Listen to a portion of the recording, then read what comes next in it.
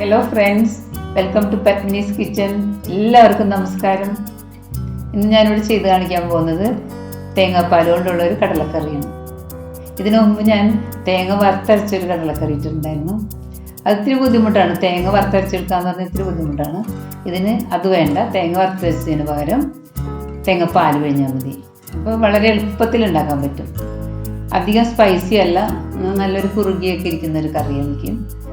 ഇത് ഇടിയപ്പത്തിൻ്റെ കൂടെ പുട്ടിൻ്റെ കൂടെ കഴിക്കാൻ വളരെ ടേസ്റ്റി ആയിട്ടുള്ള ഡിഷാണ്. അപ്പോൾ നമുക്ക് ഇതിന് വേണ്ട ഇൻഗ്രീഡിയൻസ് എന്തൊക്കെയാണെന്ന് നോക്കാം. നമുക്ക് പോവാം, കിച്ചണിലേക്ക് പോവാം.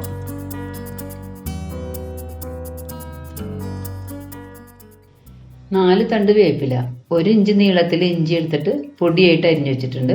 10 അല്ലി വെളുത്തുള്ളി പൊടിയായിട്ട് അരിഞ്ഞു വെച്ചിട്ടുണ്ട്. 5 വറ്റൽമുളക്, 3 പച്ചമുളക്, നല്ല എരിവുള്ള പച്ചമുളകാണ്, 2 ചെറിയ ഉള്ളി. ഇത് 250 ഗ്രാം കടല നന്നായി കഴുകി തലേദിവസം വെള്ളത്തിലിട്ട് വെച്ച് കുതിർത്തി വെച്ചിരിക്കുന്നതാണ്. 4 ഗ്ലാസ് വെള്ളം ഞാൻ ഇതിൽ ഒഴിച്ചു കൊടുത്തിട്ടുണ്ട്. 1.5 തേങ്ങയുടെ പാല്, അതല്ലെങ്കിൽ കടയിൽ നിന്ന് വാങ്ങിക്കുന്ന പാക്കറ്റ് മിൽക്കാണെങ്കിൽ തിക്കായിട്ടുള്ള 300 ml പാല്. ഇതൊരു തേങ്ങയുടെ 1/4 ഭാഗം കൊത്തി അരിഞ്ഞു വെച്ചിട്ടുള്ളതാണ്. ഇത് 2 തക്കാളി ചെറുതായി അരിഞ്ഞു വെച്ചിട്ടുള്ളതാണ്. ഇത് 2 സവാള കനം കുറച്ച് അരിഞ്ഞു വെച്ചിട്ടുള്ളതാണ്. ഒരു ചെറിയ ഉരുളക്കിഴങ്ങ് ചെറുതായിട്ട് അരിഞ്ഞു വെച്ചിട്ടുള്ളതാണ്. കറിക്ക് കൊഴുപ്പ് കൂടാനും ഒരു പ്രത്യേക ടേസ്റ്റും കിട്ടാനാണ്. മുളക് പൊടി 1.5 ടീസ്പൂൺ, മല്ലിപ്പൊടി 2.5 ടീസ്പൂൺ, ഗരം മസാല 1/2 ടീസ്പൂൺ, മഞ്ഞൾപ്പൊടി 1/2 ടീസ്പൂൺ, വെളിച്ചെണ്ണ 5 ടേബിൾ സ്പൂൺ, ഉപ്പ് ആവശ്യത്തിന്, കടുക് 1 ടീസ്പൂൺ. ഇതൊക്കെയാണ് നമുക്ക് ഇതിന് ആവശ്യമായിട്ടുള്ള ഇൻഗ്രീഡിയൻസ്.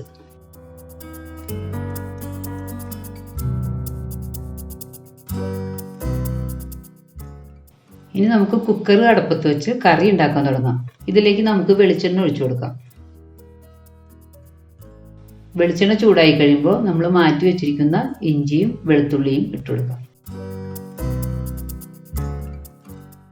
അതിലേക്ക് സവാള അരിഞ്ഞത് ഇട്ട് കൊടുത്ത് നന്നായി ഇളക്കിക്കൊണ്ടിരിക്കുക.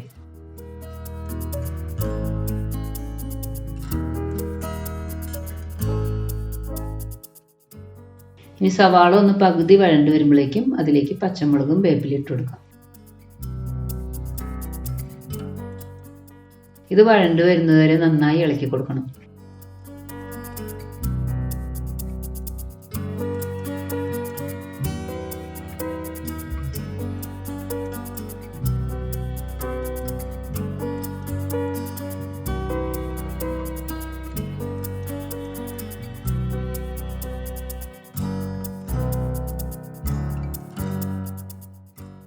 ഇപ്പോൾ ഏകദേശം വഴണ്ട് വന്നിട്ടുണ്ട്. ഇനി നമുക്കിതിലേക്ക് തക്കാളി ഇട്ട് കൊടുക്കാം.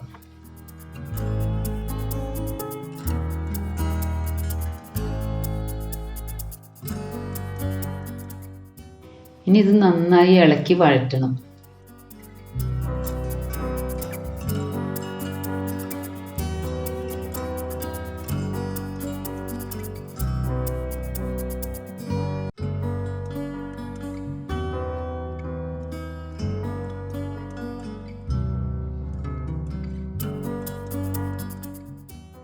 ഇതുപോലെ ആകുമ്പോൾ നമ്മൾക്ക് ഇനി ഇതിലേക്ക് മഞ്ഞൾപ്പൊടി ഇട്ട് കൊടുക്കാം. എന്നിട്ടൊന്ന് നന്നായിട്ട് ഇളക്കി ഇളക്കി വഴറ്റണം.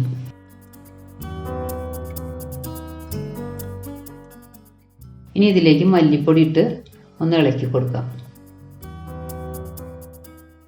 ഇനി ഇതിലേക്ക് മുളക് പൊടിയും കൂടി ചേർത്ത് നന്നായി വഴറ്റി കൊടുക്കുക.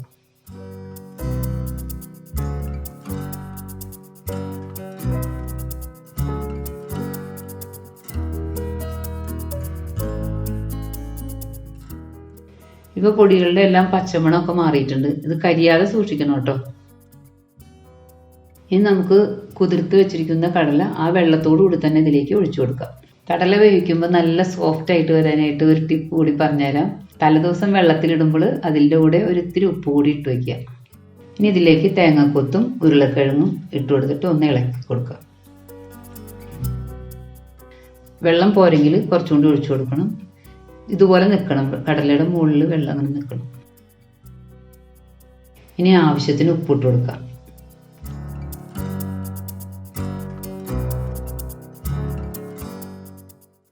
ഇനി നമുക്ക് കുക്കർ അടച്ച് ഒരു മീഡിയം ഫ്ലെയിമിൽ തീ വെച്ചിട്ട് കുക്ക് ചെയ്യാം.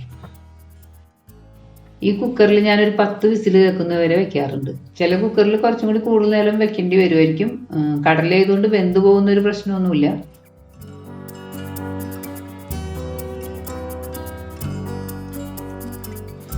ഇനി നമുക്ക് കുക്കർ തുറന്നു നോക്കാം. കണ്ടോ, കടല നന്നായിട്ട് വെന്ത് മസാലകളെല്ലാം യോജിച്ചിരിക്കുന്നുണ്ട്. ഇനി നമുക്കിതിലേക്ക് ഗരം മസാല ആഡ് ചെയ്ത് കൊടുക്കാം. ക്ഷമിക്കണം, ഗരം മസാല ആഡ് ചെയ്ത് കൊടുക്കുന്നത് വീഡിയോയിൽ വന്നിട്ടില്ല കേട്ടോ. നിങ്ങളത് ഇട്ട് കൊടുക്കാൻ മറക്കരുത്. ഇനി നമുക്ക് ഉപ്പ് കറക്റ്റ് ആണോ എന്ന് നോക്കാം. ആവശ്യമുണ്ടെങ്കിൽ കുറച്ചും കൂടി ആഡ് ചെയ്ത് കൊടുക്കണം.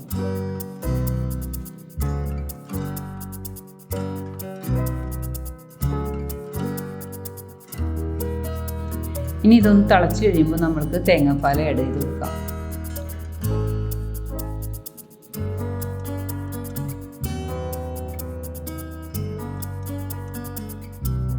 ഇതൊന്ന് തിളച്ച് വരുമ്പോൾ തന്നെ ഓഫ് ചെയ്യണം. അധികം നേരം തിളപ്പിച്ച് കഴിഞ്ഞാൽ അതിൻ്റെ ഗുണവും മാറും, ടേസ്റ്റും മാറും. ഇപ്പോൾ നമ്മുടെ കടലക്കറി റെഡി ആയിട്ടുണ്ട്. ഇത് വളരെ എളുപ്പത്തിൽ ഉണ്ടാക്കാൻ പറ്റിയൊരു കറിയാണ്. ഇനി ഇതിലേക്ക് നമുക്ക് താളിച്ചിട്ട് കൊടുക്കാം. തേങ്ങാപ്പാൽ ചേർത്തുണ്ടാക്കുന്നതുകൊണ്ട് അധികം സ്പൈസി അല്ലാതെ മൈൽഡായിട്ടുള്ളൊരു കറിയാണ്. ഇത് നിങ്ങളെല്ലാവരും ഒന്ന് ട്രൈ ചെയ്ത് നോക്കണം. തീർച്ചയായിട്ടും നിങ്ങൾക്ക് എല്ലാവർക്കും ഇഷ്ടപ്പെടും. ഇത് ഇടിയപ്പത്തിൻ്റെ കൂടെയും പുട്ടിൻ്റെ കൂടെയൊക്കെ കഴിക്കാൻ വളരെ ടേസ്റ്റി ആയിട്ടുള്ളൊരു ഡിഷാണ്. ഇഷ്ടപ്പെട്ടിട്ടുണ്ടെങ്കിൽ ലൈക്ക് ചെയ്യാനും ഷെയർ ചെയ്യാനും മറക്കരുത്. സബ്സ്ക്രൈബ് ചെയ്യാത്തവരുണ്ടെങ്കിൽ സബ്സ്ക്രൈബ് ചെയ്യാനും മറക്കരുത്. അതിനടുത്ത് കാണുന്ന ബെല്ലൈക്കണിൽ ക്ലിക്ക് ചെയ്താൽ ഞാൻ ഇനി ഇടുന്ന വീഡിയോസിൻ്റെ എല്ലാം നോട്ടിഫിക്കേഷൻസ് നിങ്ങൾക്ക് കിട്ടിക്കൊണ്ടിരിക്കും. ഇനി ഒരു നല്ല നാടൻ റെസിപ്പിയുമായി നമുക്ക് അടുത്ത വീഡിയോയിലൂടെ കാണാം. Thank you. Bye bye.